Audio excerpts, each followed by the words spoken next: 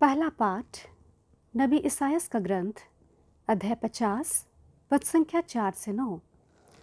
प्रभु ने मुझे शिष्य बनाकर वाणी दी है जिससे मैं थके मांदे को संभाल सकूं। वह प्रतिदिन प्रातः मेरे कान खोल देता है जिससे मैं शिष्य की तरह सुन सकूं। प्रभु ने मेरे कान खोल दिए हैं, मैंने ना तो उसका विरोध किया और न पीछे हटा। मैंने मारने वालों के सामने अपनी पीठ कर दी और दाढ़ी नोचने वालों के सामने अपना गाल।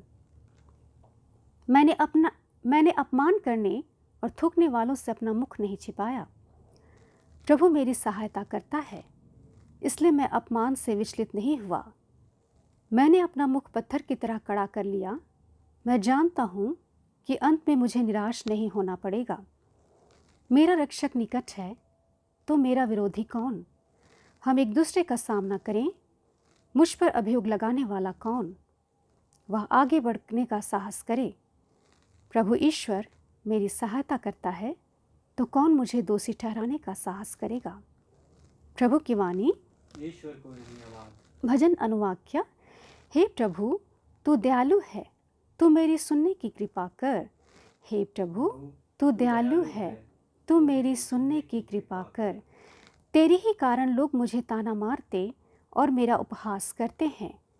तेरी ही कारण मेरे भाई मुझे पराया समझते हैं और मैं अपनी माता के पुत्रों में परदेशी सा बन गया हूँ, क्योंकि तेरे घर का उत्साह मुझे खा जाता है।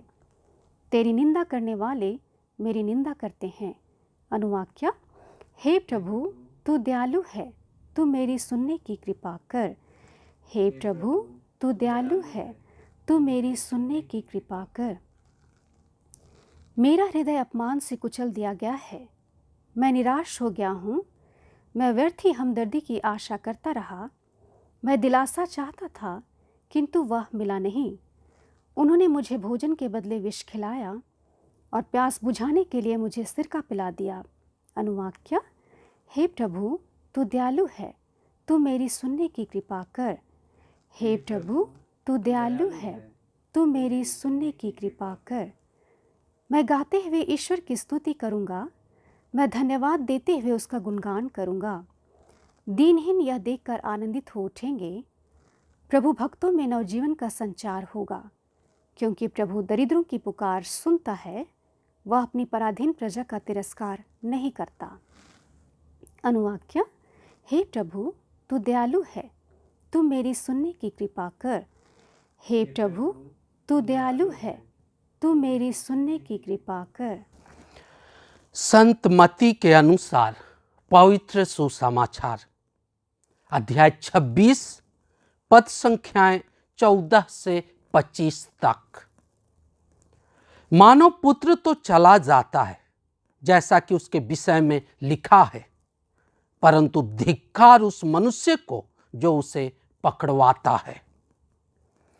12 में से एक, जो युदस इस्कारियोती कहलाता था, महायाजकों के पास गया और उसने उनसे कहा, यदि मैं यीशु को आप लोगों के हवाले कर दूं तो आप मुझे क्या देने को तैयार हैं? उन्होंने उसे चांदी के 30 सिक्के दिए। उस समय से युदस यीशु को पकड़वाने का अवसर ढूंढने लगा। बेखमीर रोटी के पहले दिन शिष्य यीशु के पास आकर बोले, आप क्या चाहते हैं? हम कहां आपके लिए पास्का भोज की तैयारी करें? यीशु ने उत्तर दिया, शहर में अमुक के पास जाओ और उससे कहो, गुरु कहते हैं, मेरा समय निकट आ गया है। मैं अपने शिष्यों के साथ तुम्हारे यहां पास्का का भोजन करूंगा। यीशु ने जैसा आदेश दिया, शिष्यों ने वैसा ही किया और पास्का भोज की तैयारी कर ली। संध्या हो जाने पर यीशु 12 शिष्यों के साथ भोजन करने बैठे। उनके भोजन करते समय यीशु ने कहा, मैं तुम लोगों से कहे देता हूं, तुम में से ही एक मुझे पकड़वा देगा। वे बहुत उदास हो गए और एक एक करके उनसे पूछने लगे, प्रभु कहीं वह मैं तो नहीं हूं? यीशु ने उत्तर दिया, जो मेरे साथ थाली में खाता है वह मुझे पकड़वा देगा। मानव पुत्र तो चला जाता है जैसा कि उसके विषय में लिखा है, परंतु धिक्कार उस मनुष्य को जो मानव पुत्र को पकड़वाता है। उस मनुष्य के लिए कहीं अच्छा यही होता कि वह पैदा ही नहीं हुआ होता। यीशु के विश्वासघाती यूदस ने भी उनसे पूछा, गुरुवर कहीं वह मैं तो नहीं हूं? यीशु ने उसे उत्तर दिया, यह तुमने ठीक कहा। प्रभु का सुसमाचार। ख्रिस्त